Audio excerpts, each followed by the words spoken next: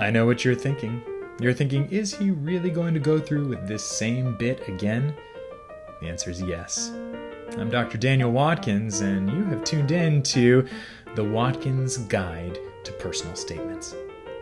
Come along and join me on a voyage of exploration into the world of personal statements. Personal statements for graduate applications and law school applications.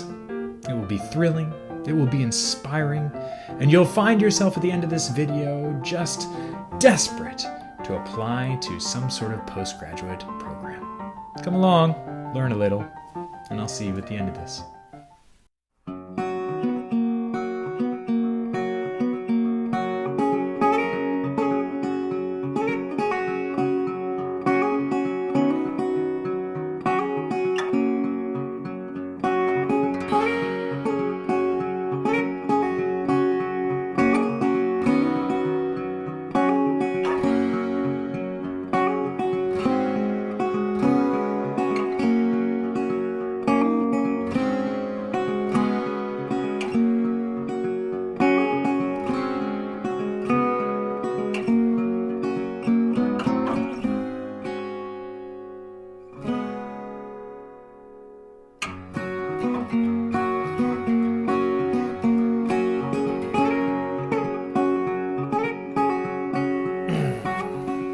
Late in the semester, I'm running out of ideas.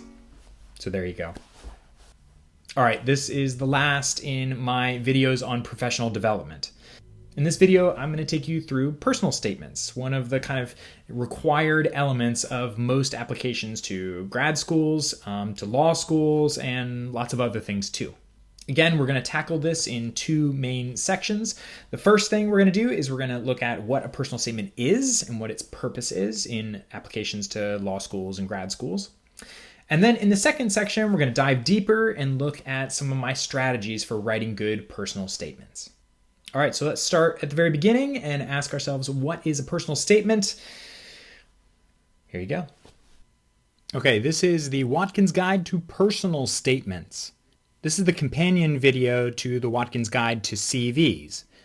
If you chose to kind of focus on applying to postgraduate programs and this final module of the course, then the thing that you need to really look at and the videos you need to watch are the kind of guide to CVs and this guide to personal statements. Okay, so let's start with just a simple question. What is a personal statement? This definition comes from Becca Van Sambeck, who's a writer who produced some content on USC, the University of Southern California's USC Online's website, right? Their kind of continuing education website. And here's what she wrote. She wrote, "The point of a personal statement is for the admissions board to gain a deeper understanding of who you are and why you're the right fit for the program and a worthwhile applicant." So again, some things to identify here, right? Personal statement is for an admissions board. It is for applications to academic institutions, right? To postgraduate programs. So admissions boards are the people who are reading these things. And the purpose is to give them a deeper understanding of who you are, but particularly who you are and why you are a right fit for the program.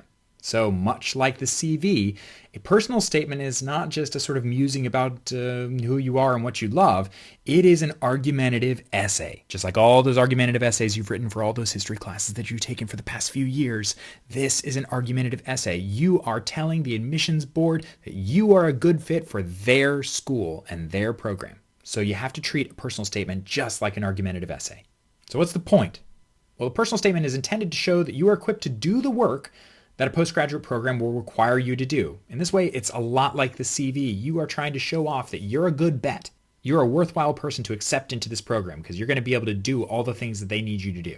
So really what you're doing is you are expounding upon what you have in your CV, but applying it directly to the specific program that you're applying for. So personal statements have to be tailored to individual applications. You can't just have one stock one and send it to everybody. Okay, now let's deep dive into personal statements. What are my tips and strategies for creating one of these things? Okay, let's talk about how to write a personal statement now. Again, there are lots of guides out there, but here are my 5 rules. Rule number 1. Personal statements are actually professional and only slightly personal. What I mean here is that a personal statement should not be just you talking about all the things that you love, why you love history, why you think it's so cool, and stuff like that. Actually, what you're talking about is how you are professionally experienced and skilled and a great bet to admit to a certain program. So don't be fooled by the moniker personal statement. It's really a professional statement. The only time a personal statement is personal is usually in some sort of intro about how you got interested in a topic or how you started to gain the skills that you gained. That's the personal part. Everything else is professional. Rule number 2, detail your formative academic experiences. So you can think of a personal statement kind of like a narrative. You are telling a story in a way about who you are and where you've come from and where you've gone. But the things that you want to kind of focus on are the experiences that you've had that have formed you as an academic, that have shaped the way that you think, that's shaped the kinds of research that you do, that's shaped the sorts of skills that you've acquired. Okay, rule number 3.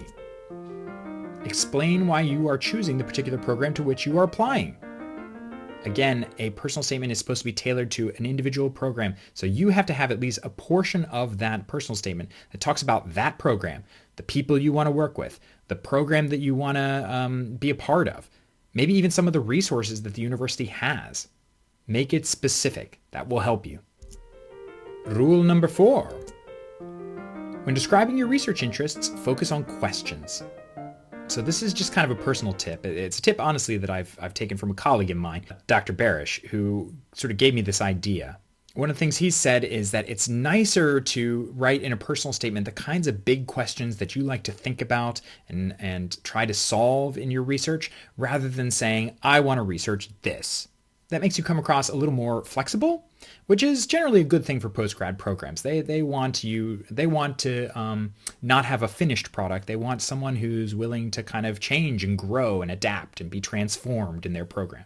And I should say this applies to law school too. In general, you want to kind of talk a little bit about like what types of law you're interested in, what kinds of questions or issues you want to sort of invest your time into. So it should be something more than just, I like law or I want to be a lawyer. It should be about the kinds of things that make you like law and make you want to be a lawyer, the kinds of problems you want to address. Okay, finally, rule number 5. Describe where you want to go and what you want to do in the long term. In other words, talk at some point in a personal statement about why you want to receive the education that you want to receive. What's the whole point of going to law school or going to graduate school? That's something you should address, even if it's just really simply and quickly in your personal statement. Okay, so personal statements are long enough that I can't really take you through a whole one here as a sample. But what I can do is kind of point out a few of the things that I just talked about and how it might show up in a sample personal statement like the one that I got here from a former student. And again, just to let you know, this is kind of based on a personal statement that I got from a former student. It's been tweaked considerably and adjusted in order to illustrate certain things that I wanted to illustrate in this video. So first things first, let's just look at how long this thing is. So this personal statement is 1, 2, 3+ pages or so. That's a little long, frankly, but it's right about. I usually think of personal statements as needing to be about 2 to 3 pages. Second, a thing to note if you were to read this is that most of it is not really dealing with anything personal. The student starts by talking a little bit about their personal past, their experiences with how much they've loved history. But really, it's a narrative that's being set up about how they've gone on their journey of growing as a historian, of acquiring the skills and experiences that they've acquired. So just look at this first paragraph as evidence of this. The student writes, history is undoubtedly part of my DNA. From the time I was a small child to now, historical research has been my dream. When I started at Baylor University, I was filled with a naive clarity about my course of study. I convinced myself that American history was my solitary interest because I wanted to study what I knew and what I knew I liked. If I've learned anything from my short yet timely experience at Baylor, it is that curiosity often leads to new and unexpected places. For me, it led to Chinese military history.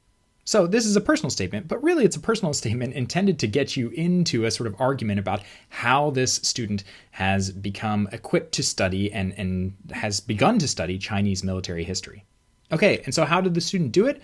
Well, the next paragraph talks about a really influential class that the student had and how that got the student to realize that the student needed to take Chinese language classes, which the student started doing.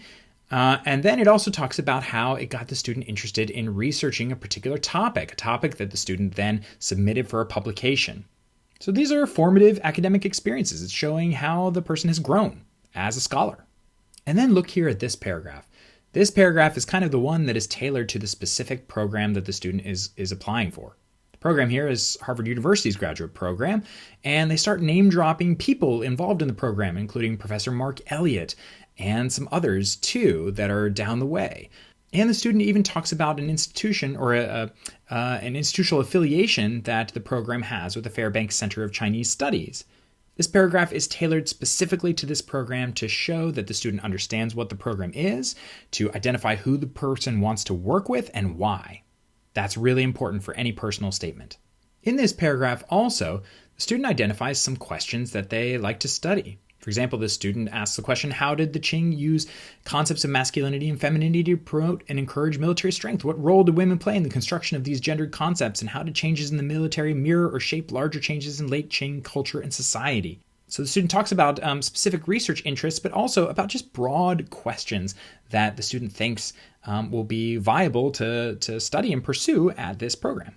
And then finally, the student ends the whole thing with this tiny little paragraph at the end saying, with a PhD in Chinese history, I hope to pursue a career as a professional historian and scholar of the late Qing Empire. That's just a recognition of what the student wants to do with this degree and with this training. If you're going to law school, you'd say the same thing, but about what kind of lawyer you want to be, what kind of law you want to practice, what you want to do with it. It's an important thing usually to end a personal statement with. Okay, so now you know a bit about what personal statements are and how to write them. So let me leave you with a few final thoughts. First, take your time with these things. They should be roughly 2 to 3 pages in length. So you have a lot of space to kind of accomplish all the things that we talked about. And think hard about them. You're really kind of crafting a narrative about yourself for postgraduate programs, for grad schools or law schools.